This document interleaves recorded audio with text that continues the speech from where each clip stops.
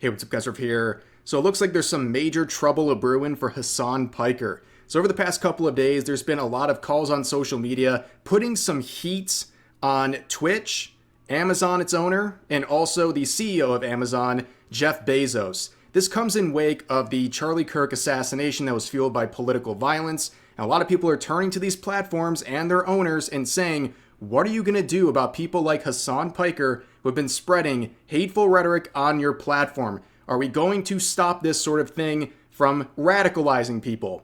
And it's getting pretty serious. At this point, a lot of tweets are going viral. In fact, some very influential people are now responding and directly calling out Twitch and Jeff Bezos. And this couldn't happen at a worse time for Twitch. Right now, they're not even profitable. I've wondered for a long time why Amazon even puts up with them. They don't even turn a profit. And that's because of their horrible infrastructure and their horrible marketing. Nobody wants to sit on this platform that's filled with a lot of garbage, quite frankly, and watch 15 ads before they can even view 1 minute of a stream. And like I said, they're not profitable. Their CEO, Dan Clancy, said this back in 2024, and things have only gotten worse. In fact, right now, Twitch's viewership across the platform is the lowest in 5 years. They're doing like pre-COVID numbers at this point. It's looking really bad.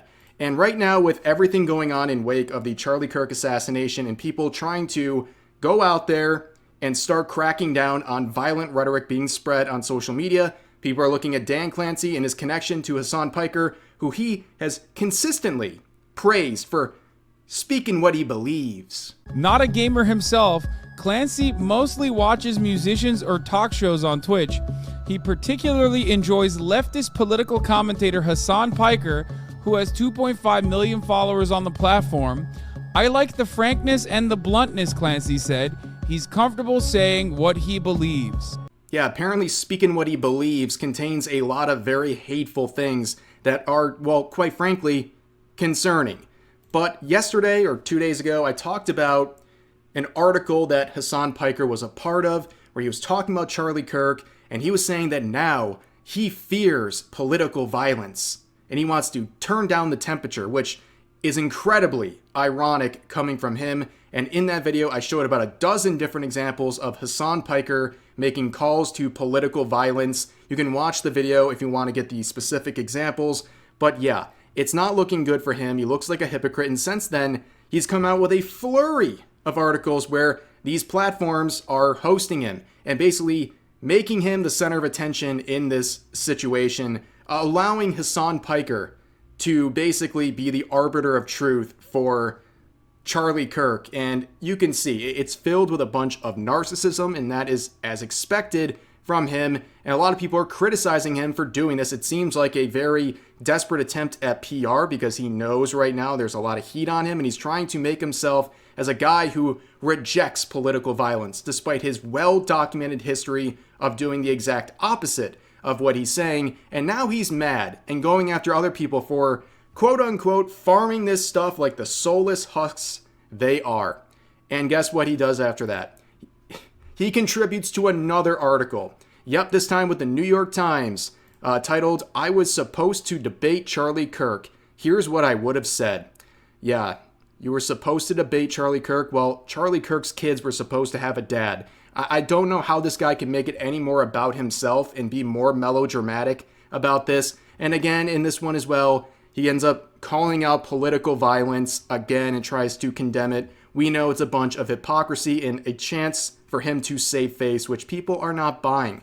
And really the true intentions of what he's saying about the man is coming out. It seemed at first he was trying to show some sort of shock and horror about the situation, but over the past couple of days, it's turned into nonstop attacks, especially on people supporting him or even condemning anything that's happened to him. In fact, it's shown right here.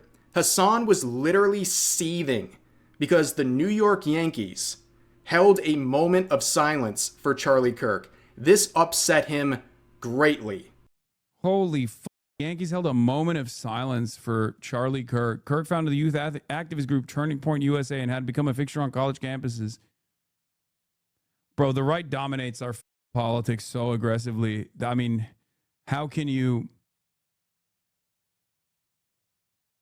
how can you look at this? I mean, how can you look at this and see anything else? Yeah, youth activist group stripping its ideological convictions of all of its meat until it's just a right-wing activist with a youth group. Together.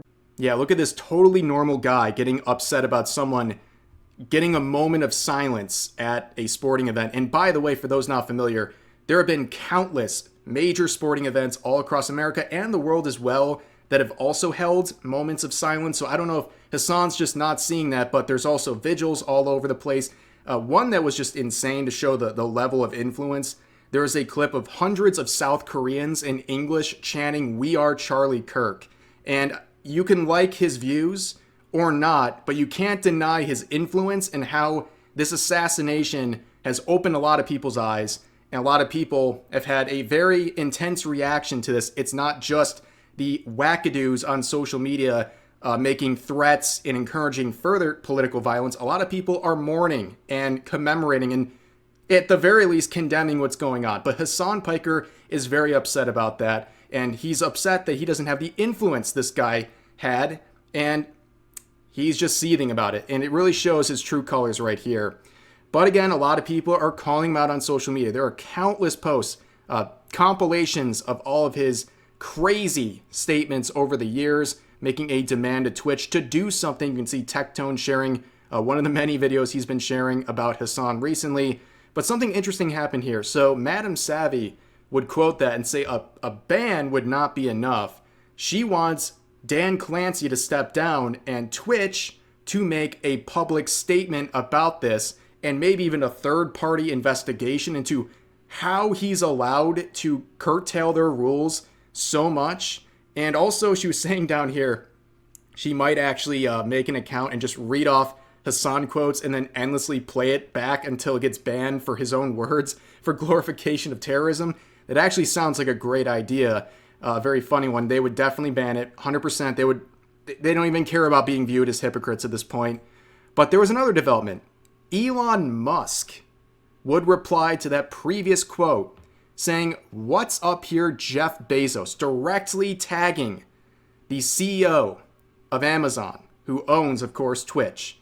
And it's getting an incredible amount of attention, and this is a pretty crazy thing to see. Again, you don't have to like Elon Musk, but he's obviously an influential man, and directly calling out Jeff Bezos in the name of Hasan Piker and Twitch is a wild thing to see. And who knows if we'll actually get some action, but there have been some cooler heads to prevail, or so we think. Here's Cenk, who is making some tweets trying to condemn people celebrating Charlie Kirk's death and condemning further calls for violence and saying, hey, I talked to some right-wing friends today and realized one of the biggest problems is that they're only seeing the crazies that are saying disgusting things about Charlie Kirk.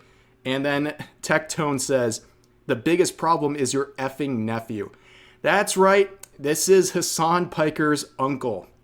In case you didn't know, this guy's from the Young Turks. He's a political commentator.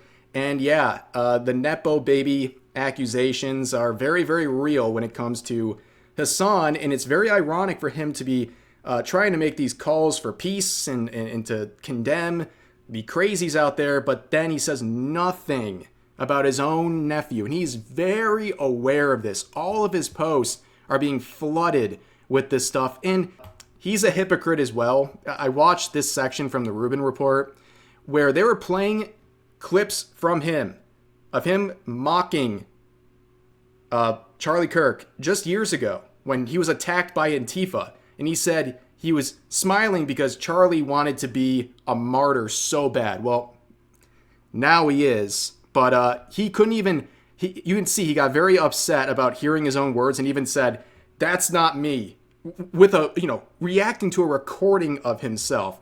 It's crazy. But also, we have this right here. He's saying, I'll work with anyone on the right to appeal to our better angles. Well, you should start by firing people like this. This dude works for them. And when J.D. Vance said, say a prayer for Charlie Kirk, he quoted it and saying, did it work? He said, "I'll be honest, I'm not seeing any evidence to suggest his neck didn't just do that on its own." Another one saying it's a fake false flag initiative, and he's on Epstein's island right now. Pretty insane and disgusting things. I don't know why you would ever employ someone like that, but if you want to really start kind of crossing the aisle, so to speak, I think getting rid of this maniac is probably the first start. But overall, this is something that's very simple. If you cannot condemn acts of political violence and calls for it, you're in the wrong. This is really a breaking point for a lot of normal people who have seen those around them act like literal demons over this situation, have gone completely mask off. And again, I'm sorry for talking about this days and days in a row, but this was a major event with massive implications for the future. And now people are really going out there and trying to hold people accountable in legal senses for crazy things they've been saying, for stirring the pot, for not only saying violent rhetoric or calls to violence, but allowing it in your communities, allowing it to fester to the point where anyone with those crazy beliefs feels comfortable doing stuff there. It's just a lot of things going on right now, and I think it's worthy of being talked about. And yeah, so that's going to do it for this video. As always, feel free to share your thoughts about today's topics in the comment section down below. Hope you guys enjoyed the video, and I'll see you next time.